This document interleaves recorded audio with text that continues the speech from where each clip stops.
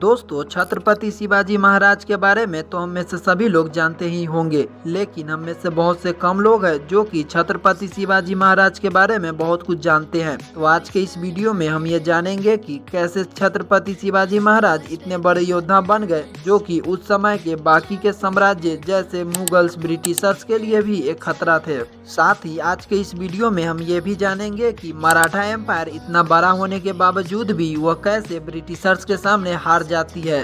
दोस्तों, इन सारे सवालों का जवाब जानेंगे आज के इस वीडियो में, तो वीडियो में लास्ट तक बने रहना। तो दोस्तों, छत्रपति शिवाजी महाराज का जन्म 19 फरवरी 1630 में आज के पुणे शहर में हुआ था और इनके फादर शाहजी भोसले एक सैनिक थे। शाहजी भोसले ने कई सारे सल्तनत के लिए काम किए थे। पहले वो अहमदनगर के निजाम शाही के लिए काम करते थे और निजाम शाही के हार के बाद वह बीजापुर के सल्तनत में जनरल बन गए। और छत्रपति शिवाजी महाराज के माँ गीगाबाई यह काफी धार्मिक महिला थी, जो कि बचपन से ही छत्रपति शिवाजी महाराज को काफी कहानियां सुनाया करती थी और यहीं से छत्रपति शिवाजी महाराज के अंदर छोटी सी उम्र से एक योद्धा और लीडरशिप की क्वालिटी आने लगी थी। और दोस्तों, छत्रपति शिवाजी महाराज ने अपने मिलिट्री करियर की शुरुआत 1645 से किए थे। 1645 में वो पहली बार बीजापुर के रूलर को चैलेंज करते हैं और उनके कई सारे टेरिटरी के ऊपर कब्जा कर लेते हैं। और धीरे धीरे छत्रपति शिवाजी महाराज कई सारे युद्ध करते हैं और उनके कई सारे टेरिटरी के ऊपर कब्जा कर लेते हैं, जिससे बीजापुर के रूलर छत्रपति शिवाजी महाराज से काफी गुस्सा हो जाता है। और इधर छत्रपति शिवाजी महाराज धीरे धीरे एक एक कर बीजापुर के अलग अलग टेरिटरी के ऊपर अपना कब्जा कर रहे थे। तभी जाके 1659 में बीजापुर सल्तनत के निजाम अपने बहादुर कमांडर अफजल खान को भेजते हैं और अफजल खान युद्ध के लिए शिवाजी के पास आते हैं और वह काफी देर शिवाजी से युद्ध करते हैं। और फिर जाके अफजल खान एक योजना बनाता है कि वह शिवाजी महाराज को बुलाकर उससे मार डालेंगे। और इसके लिए अफजल खान ने वो अपने अस्त्र शस्त्र फेंक दिए और बोला कि शिवाजी महाराज, तुम मेरे पास आओ, मैं तुमसे ट्रीटी करना चाहता हूँ। लेकिन शिवाजी महाराज भी काफी चालाक थे। उन्होंने ये सोचा कि अगर मैं वहाँ पे जाऊंगा तो अफजल खान मुझे जरूर गिरफ्तार कर लेगा या फिर मुझे मार डालेगा। इसलिए शिवाजी महाराज पूरे तैयारी के साथ गए। और दोस्तों, छत्रपति शिवाजी महाराज लड़ाई के दौरान गोरिल्ला टैक्टिक्स वॉर का यूज करते थे। गोरिल्ला टैक्टिक्स वॉर जिसमें छत्रपति शिवाजी महाराज अपने दुश्मन के ऊपर छिप छिप का वार करते थे और फाइनली जाकर अफजल खान अपने चालाकी से छत्रपति शिवाजी महाराज को बुलाते हैं और अफजल खान कहते हैं कि हम तुम्हारे टेरिटरी के ऊपर हमला नहीं करेंगे, तुम अपना टेरिटरी लेकर खुश रहो और हम भी इस लड़ाई को बंद करते हैं, आओ गले मिलो।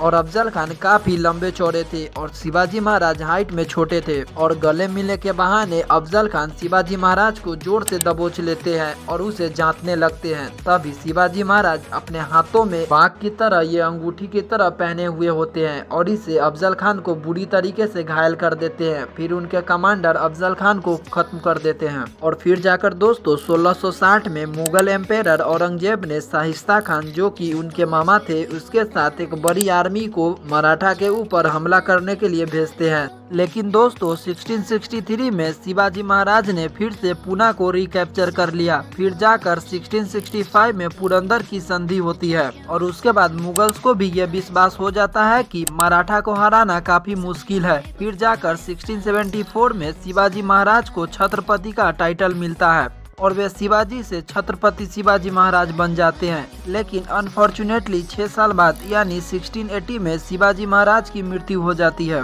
दोस्तों, यहाँ तक तो रही छत्रपति शिवाजी महाराज के बारे में कहानी। तो अब जानते हैं कि ब्रिटिशर्स मराठाओं को कैसे हराया। तो आगे बढ़ने से पहले थोड़ा सा हम ब्रिटिशर्स के बारे में जान लेते हैं। तो ब्रिटिशर्स साल 1600 में इंडिया में आ गए थे और 1600 में ब्रिटिश ईस्ट इंडिया कंपनी को एस्टेब्लिश किया। दोस्तों, शुरुआती में ईस्ट इंडिया कंपनी का मकसद इंडिया से व्यापार करना था, लेकिन इंडिया में उपलब्ध रिसोर्सेस को देखकर धीरे धीरे ब्रिटिशर्स इंडिया पे अपना कब्जा करने लग गए। और फिर जाकर दोस्तों 1764 में बक्सर की लड़ाई होती है और इसके बाद ब्रिटिशर्स इंडिया में सबसे बड़ा पावर बन जाता है। दोस्तों, ब्रिटिशर्स ये जानता था कि उस समय उसे कोई टक्कर दे सकता है तो वो सिर्फ मराठा ही है। लेकिन 1680 में छत्रपति शिवाजी महाराज की मृत्यु के बाद मराठा एम्पायर के अंदर पेशवाओं का दौर चलने लगा था और छत्रपति शिवाजी महाराज के 2 बेटे थे, संभाजी राव और राजाराम। दोस्तों थोड़ा सा हम पेशवा के बारे में जानते हैं। तो पेशवा के पोस्ट को आज के हम प्राइम मिनिस्टर के पोस्ट से कंपेयर कर सकते हैं और पेशवा के ऊपर छत्रपति का टाइटल मिलता था। छत्रपति शिवाजी महाराज के मृत्यु के बाद मराठा एम्पायर के अगले शासक संभाजी राव को बनाया जाता है और संभाजी राव के मृत्यु के बाद उसके दूसरे भाई राजाराम को अगला शासक बनाया जाता है और राजाराम के भी 1700 ईस्वी में डेथ हो जाती है। और दोस्तों मराठा एम्पायर के पहला पेशवा 1713 में बालाजी विश्वनाथ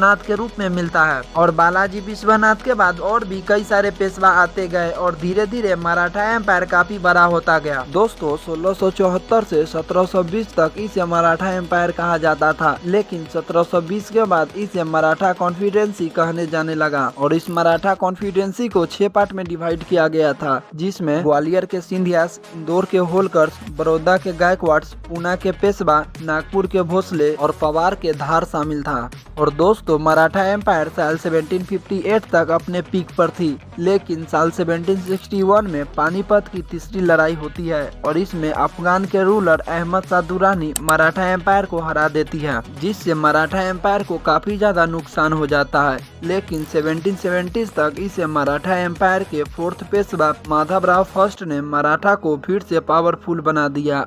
लेकिन दोस्तों मराठा का असली डिक्लाइन तो अब शुरू होता है जब 1772 में पेशवा माधवराव का डेथ हो जाता है और पेशवा माधवराव के डेथ के बाद उसके भाई नारायण राव को अगला पेशवा बनाया जाता है। लेकिन ये बात उसके चाचा रघुनाथ राव को बिल्कुल पसंद नहीं आता है।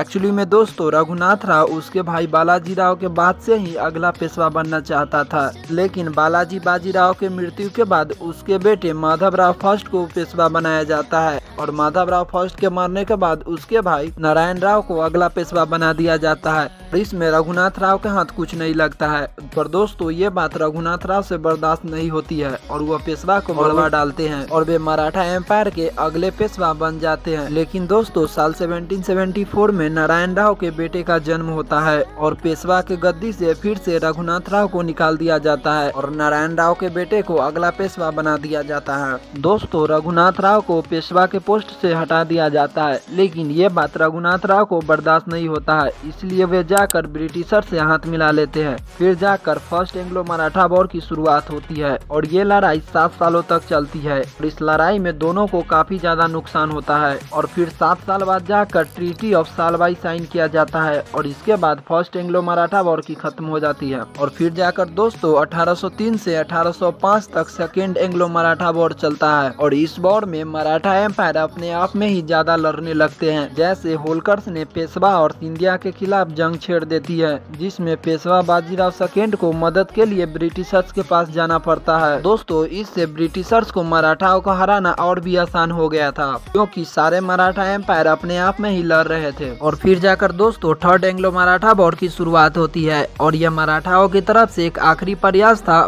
ब्रिटिशर्स को हराने का और दोस्तों कुछ इस तरीके से मराठा एम्पायर खत्म हो जाती है।